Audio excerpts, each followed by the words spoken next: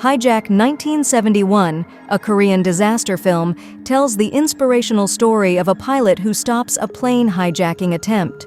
The movie, which was written by Kyung-chan, is based on the 1971 attempt at hijacking of a Korean Air F-27 aircraft.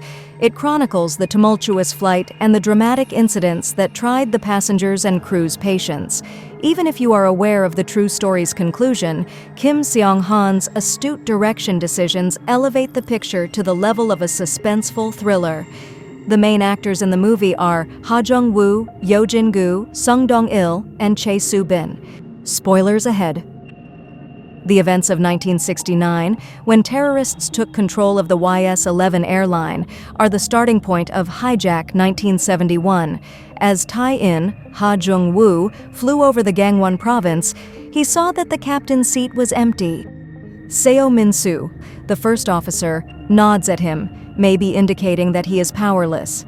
Tae-in believes that Min-soo's decisions are being dictated by someone in the cockpit. At the time, Tae-in's South Korean superiors gave him the order to bomb this plane in order to keep it from reaching North Korea. He didn't do it nevertheless, out of concern that the majority of the passengers would perish. Tae-in made a last-minute decision that resulted in the passengers and crew of the South Korean jet being forcibly transferred to North Korea. The senior officer of Tae-in was incensed that he had allowed empathy to taint his judgment. Many others believed Tae-in had betrayed the country aside from him. Additionally, they vented their resentment by writing derogatory remarks all over his home. But Tae-in persevered despite all of these difficulties because of the emotional support provided by his wife, Moon-young Im Se-mi. A bit later, 11 of the 50 kidnappees from the plane hijack were kept in detention in the north because of their specialized skills, but 39 of the abductees were free to return to South Korea. Tae-in joined the airline as an officer in 1971, but because of his convoluted past, his prior captains never permitted him to land by himself. In the end, he boarded a jet leaving the Socho airport with Gyusik, Chae Soo-bin, the captain of the Air F-27. Tae-in chats with Gyusik prior to takeoff over the criticism he received for the 1969 incident. He understands that there was no one right way to handle that situation. The passengers might have perished if he had fired the engine perfectly. Therefore, it also wouldn't have guaranteed their safety. However, in the overall scheme of things, it was irrelevant. Unfortunately, he gets ready to go on the next adventure with Captain Gyusik. Anticipating an exciting journey, the passengers scramble to board the aircraft. Yong-dae, also known as Yeo Jin-goo, is a terrorist who poses as a regular citizen. Yong-dae detonates a bomb inside the aircraft shortly after takeoff, causing chaos.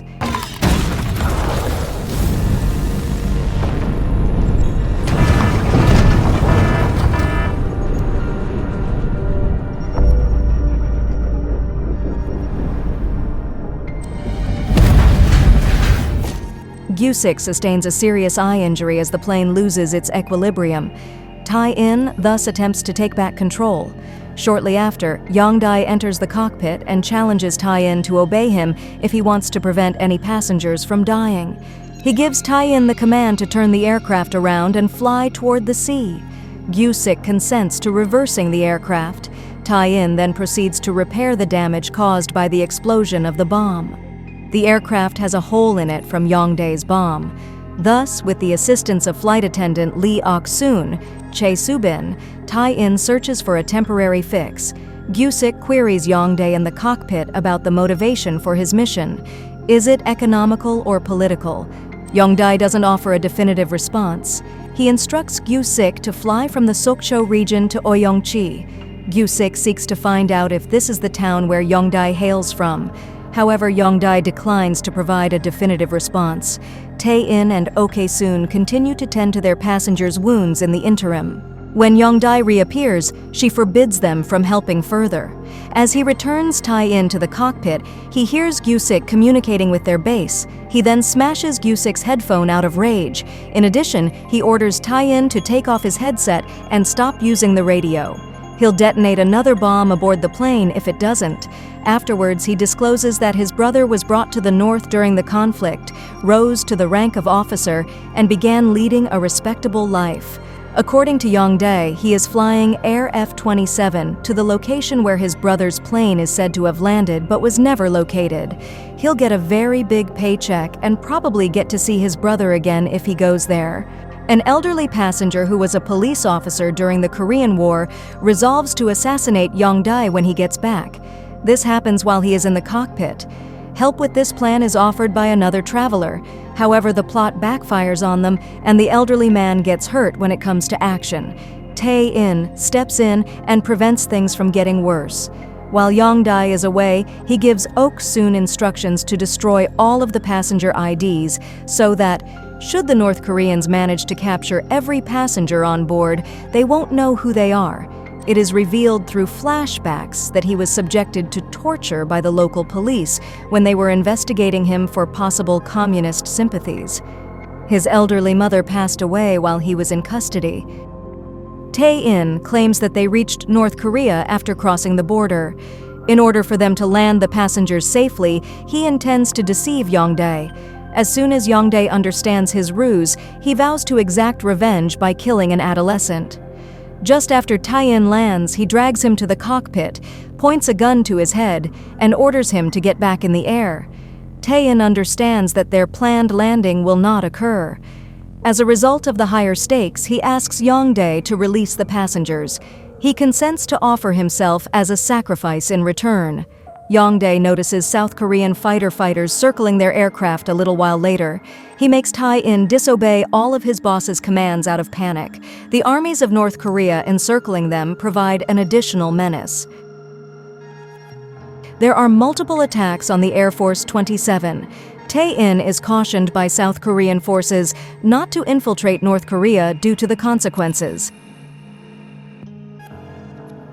Just as Tae-in is about to approach North Korea, he abruptly changes his course, upending the airline and preventing Yong-dae from acting. When they stabilize themselves, Tae-in goes back to the passenger section to prevent Yong-dae from starting any more trouble. Tae-in and Yong-dae got into a brawl. Yong-dae is shot in the chest by the flight security officer shortly after.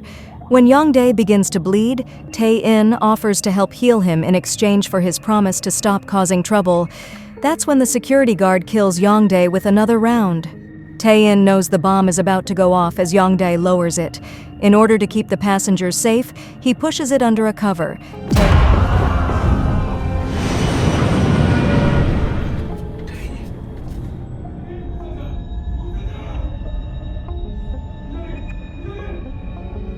Tae-in returns to his seat and makes sure the plane lands on a beach despite having lost a lot of blood.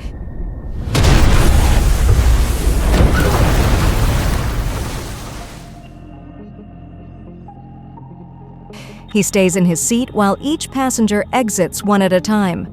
Thinking he is still alive, Gyu-sik continues to converse with him. However, Tae-in passes away at that point.